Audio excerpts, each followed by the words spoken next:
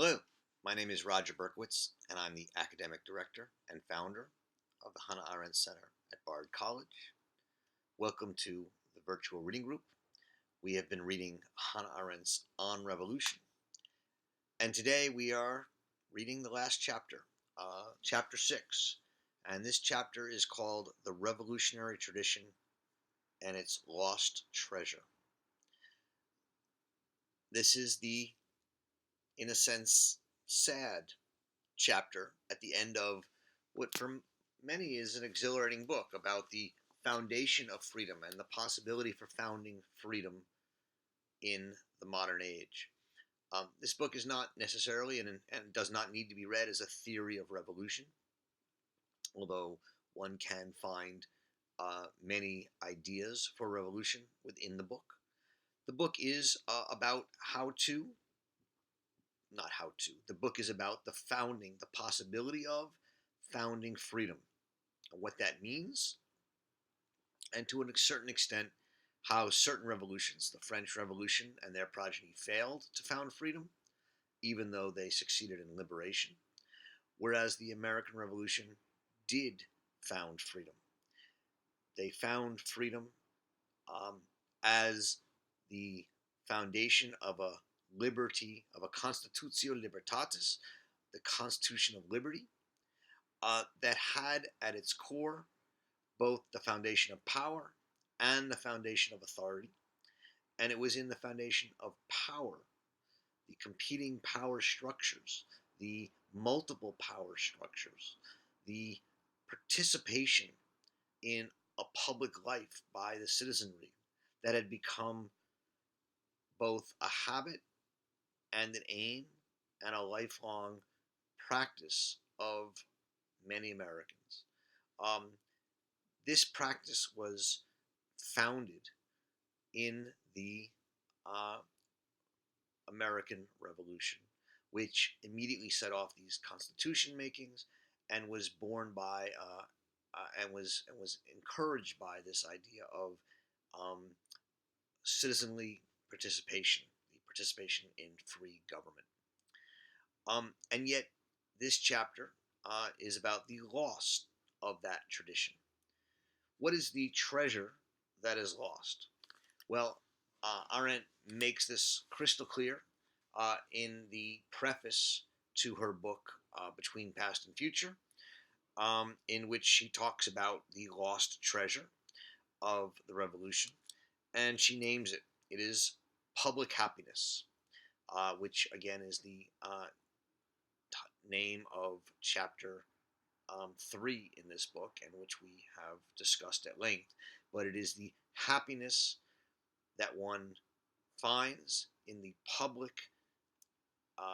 discussion and action to govern oneself in a society.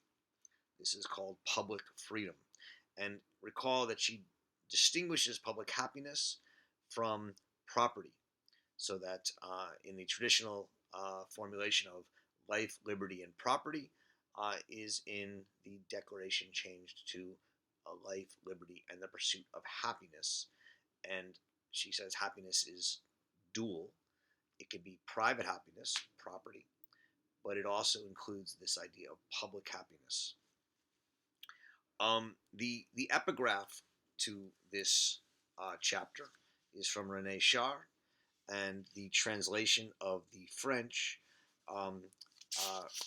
reads, "Our inheritance was left to us by no testament." What is the inheritance? Well, it's our treasure, public happiness. And it was left to us with no testament. There was no will, last will, testament, which tells us how to have and act with public happiness. And so we had no tradition, and thus it was easy to forget it and to lose it. Now, in a way, we did have a tradition of public happiness. That's what she describes in chapters 3 and 4. And it's the tradition of town councils, town meetings, local government, citizen action, self-government. Um, and the point is that even though we had this tradition, it could be lost and forgotten in America. And she's going to argue that the one of the main reasons it could be lost and forgotten is that there was no place secured for public happiness in the Constitution. The Constitution allowed for many things and was incredibly successful. She in chapters 4 and 5 talks about the brilliance and the ways that the Constitution both secured a multiplicity of power structures in the United States and authority. But what it did not secure or guarantee was a permanent place for public power and public happiness for the majority of citizens. And so that's what this chapter is about that failure and about a road not taken. Thomas Jefferson's proposal that he returns to again and again, that there should have been in the Constitution a constitutional space called wards or councils with a maximum approximately of 2,000 people per ward or council. That would have been, in a sense, debating and self-governing societies, public institutional spaces where the treasure of public happiness would be preserved. The failure to include that in the Constitution is, for Arendt, one of the main reasons it could be lost. The other is the corruption of the people. Not the corruption of the government, but the corruption of the people. And those are the two origins, elements of the loss of the tradition that we will discuss. So, the chapter is divided into 4 subsections. The first one concerns the Senate. And just as in chapter 5, she discusses the Supreme Court as the institution that replaced the Roman Senate, and thus the institution where the authority of the government and the stability and authority of the government would be situated. Here in part 1 of chapter 6, she says the American Senate was itself not like the Roman Senate either, and it was a place, a stabilizing place, where a body was created that could check the imprudence of democracy, as she says on page 217. So on 215, in describing this, the Senate, she writes, to the extent that the greatest event in every revolution is the act of foundation, the spirit of revolution contains 2 elements which to us seem irreconcilable and even contradictory. The act of founding the new body politic involves the grave concern with the stability and durability of the new structure. The experience, on the other hand, which those who are engaged in this grave business are bound to have, is the exhilarating awareness of the human capacity of beginning, the high spirits which have always attached to the birth of something new on earth. And so here we have a number of important themes. One, that revolution is about foundation, and it's about the foundation of freedom.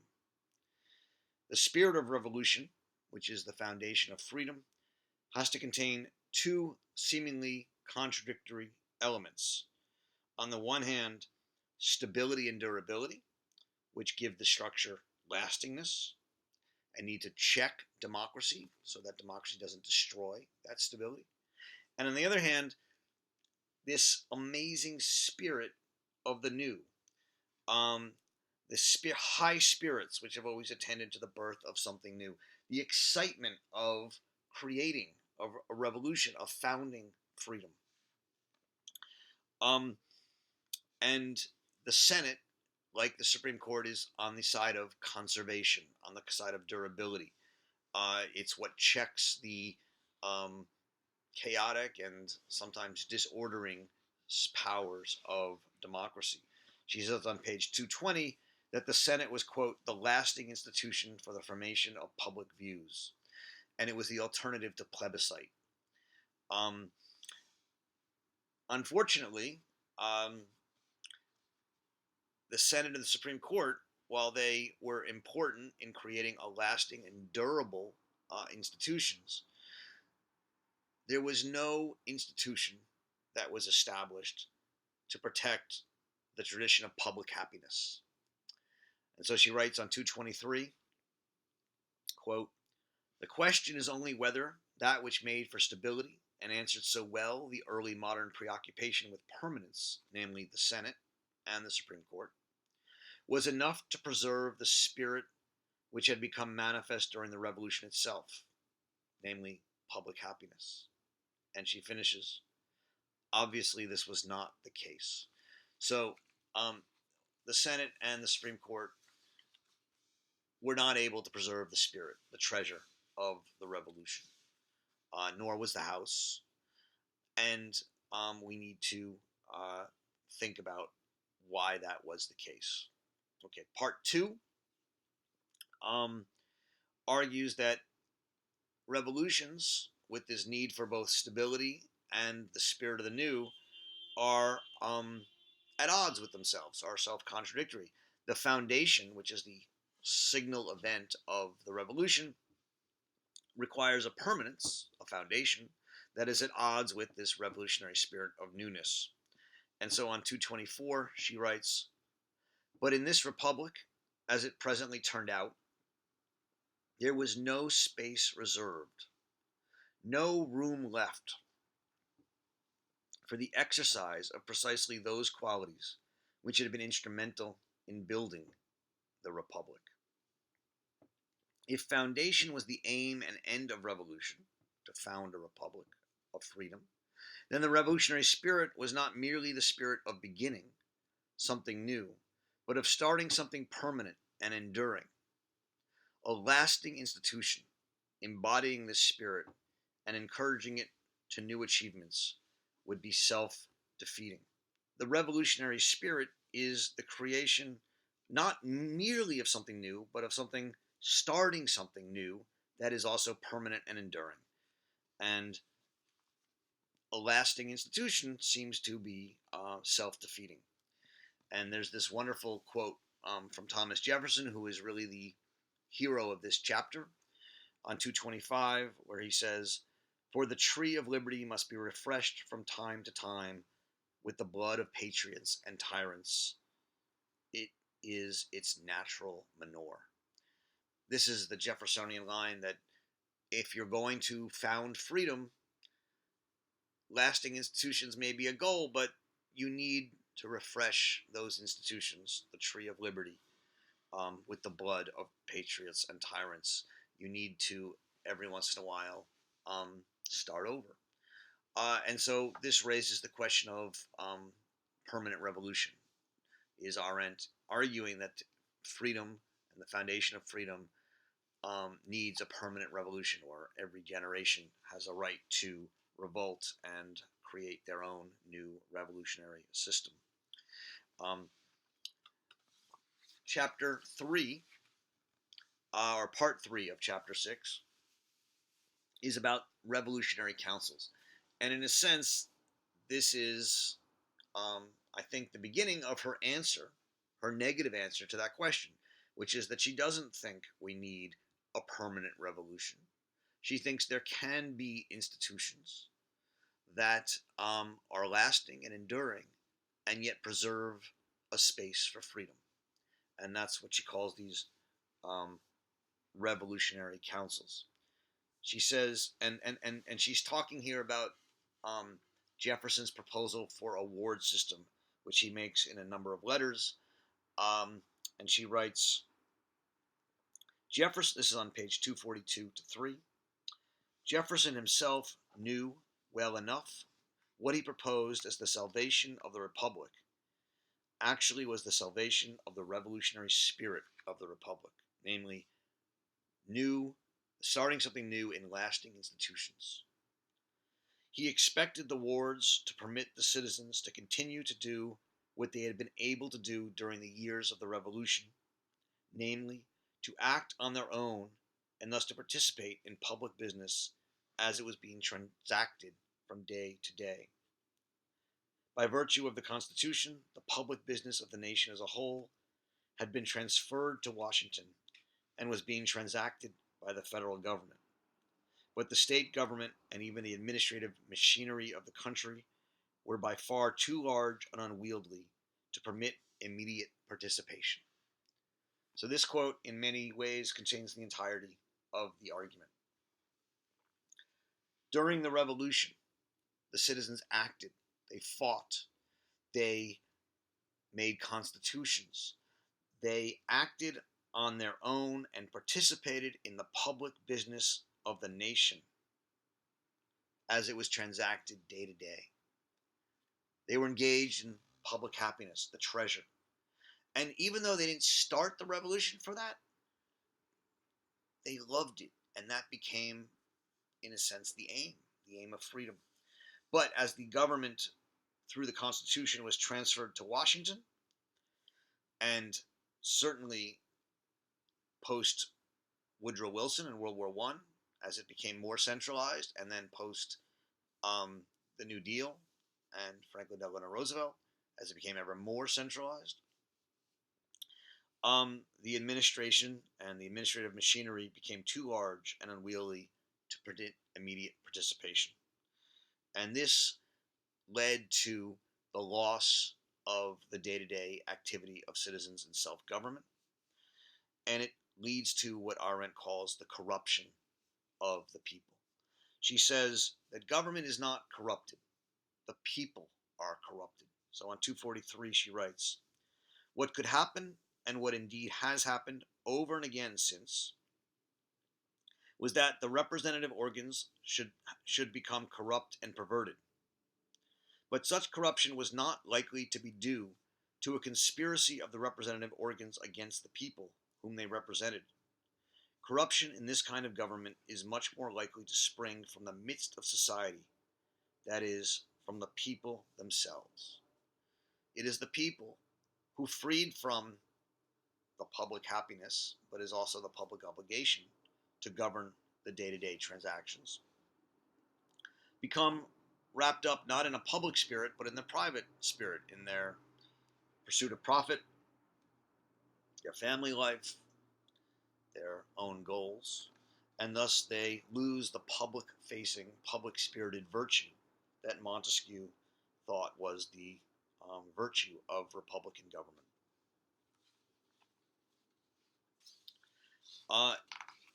In section 4, she adds to this description of these revolutionary councils and fills them out with some empirical evidence from revolutionary councils throughout history.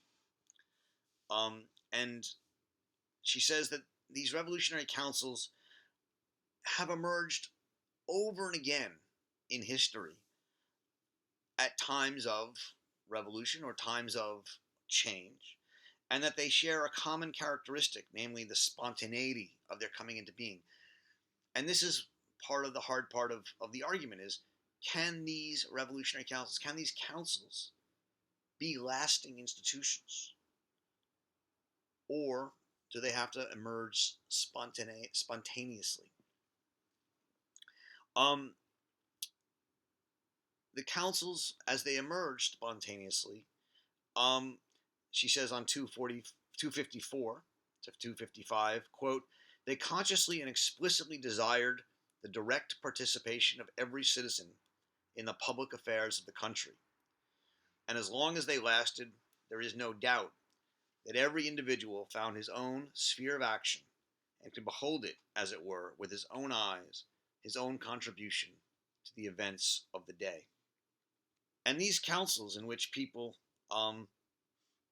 were desired to have direct participation in which individuals found their sphere of action and could see it with their own eyes. They were filled by everyday people, workers, not partisans, not people who belonged to a party, who gained their role because of playing up party loyalties and doing favors for party bosses. So she says on 255, for the remarkable thing about the councils was, of course, not only that they crossed all party lines, that members of the various parties sat in them together, but that such party membership played no role whatsoever. They were, in fact, the only political organs for people who belong to no party. And that's one of the absolutely essential aspects of these councils for Arendt. All other political organs are represented by parties. On these local issues, when you're in a local town and you're worried about a sewer, or you're worried about another police car, it doesn't matter if you're a Democrat or Republican or a social democrat or a conservative. What matters is, whether you think they need another police car. And these are not party issues. And so people in these councils engaged with each other's in discussion, debate, and argument and persuasion about issues that they cared about. And thus she can say that the council, this is on 256, the councils obviously were spaces of freedom. Spaces of freedom. This is, I think, an enormously evocative and important idea in Arendt. They were the public, they were the treasure, the spaces where public happiness, freedom, could emerge. The councils obviously were spaces of freedom. As such, they invariably refused to regard themselves as temporary organs of revolution, and on the contrary, made all attempts at establishing themselves as permanent organs of government. And now you see her answer. They don't have to be temporary, and thus we don't need permanent revolutions. The councils wanted to be spaces of freedom that could endure and last. And so she says that the issue at stake between the councils and the legislature was one of representation in the legislature versus participation in the councils. And thus it was an issue of whether there would be a space for freedom in our government. She writes that representatives and professional governors agree, quote, that the end of government was the welfare of the people, and that the substance of politics was not action, but administration. I'll read that again. Representatives and professional governors agree that the end of government was the welfare of the people, and the substance of politics was not action, but administration. In this respect, it is only fair to say that all parties, from right to left, have much more in common with one another than the revolutionary groups ever had in common with the councils. All parties, all professionals, all representatives care about administration, not freedom. And this is why the councils are so revolutionary. And the fatal mistake, she says on 274, or 266, the fatal mistake of the councils was that they tried to take over administration and management of factories. And she writes that all these attempts have ended in dismal failure. And so this is a fascinating and important point. If the councils are not to take over administration and management, what are they to do? And this is a question that has bedeviled people who've written about Arendt and politics. If politics is not about the social question, if not, politics is not about distribution and welfare and housing, what is it about? And so one answer is, of course, politics is about those things. Part of what politics does is decide how much welfare, how much guaranteed housing, how many teachers, lots of things. That's part of politics, is having those arguments and making those decisions. But politics isn't about implementing them, administering them. And and the problem, she says, is that these factories, councils, these revolutionary councils and factory councils, in which people argued and debated and persuaded, the people who rose up in them and became leaders were people who were good at arguing, good at expressing values and persuading others. That was their talent. It wasn't people who were good administrators. It wasn't managers. And these councils should be about freedom. She says, what do they talk about? What do they do? And she says, well, let them figure it out. Don't get all bent out of shape about what they're going to do. Let them figure it out. The problem is that over and again, they went beyond what their talents were at and went into the question of administration. And this led them to bog down and eventually disband. She ends the chapter and the book with a meditation on freedom and elitism. So on 267, she writes, freedom, wherever it existed as a tangible reality, has always been spatially limited. This is an essential point. Freedom needs a space where it can emerge. States, councils. It needs a tangible reality. It needs what she calls spaces of freedom, spaces of appearance, islands in a sea or an oasis in a desert. And these councils, she's arguing, are such spaces. And this raises the question of elitism. Why? Because even though these councils are open to everyone and are going to be small and represent 2,000 people, what's going to happen? Some people are going to really love arguing and persuading. Others will maybe show up once or twice or maybe never. And amongst those who love it, some will be really good at it. And they will rise to the top and they will become, in a sense, the leaders of these councils. And maybe when in an area of 10 or 12 councils, people get together, 2 or 3 leaders from each council will get together and then have debates. And then when you need a bigger area, they'll pick 2 or 3 leaders from that group and they'll go up. And you create a political elite. And this is necessary because you need a spatially limited space for freedom. Does that mean that only some people are free? It means that anyone can be free.